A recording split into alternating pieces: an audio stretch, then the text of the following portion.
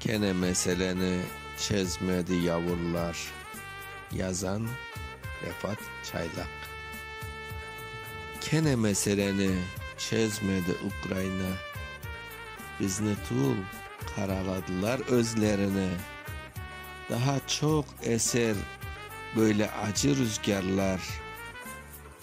Aslında iş tutmak mümkün mü olar men? Olar belley yenilmezler, cenerler. Rusya'ya koşarlar kene Kırım'ını. Halkımның başına pislikler tögerler. Bir daha talamak isterler Kırım'ını. Şurada Ukrayna avlaştı bir daha. Kerekli kanunu kereksiz ettiler. Ne kadar sabır etermiz biz daha. Bunu anlamagan hıyanetler. Ne fesatlar çıkarmanız, ne demeniz. Biz mütul, aramlaysız özünüz ne?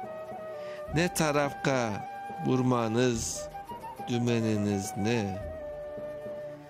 Sizlerge biz hiçbir vakit baş egmemiz. Allah güç, kuvvet versin halkımızga.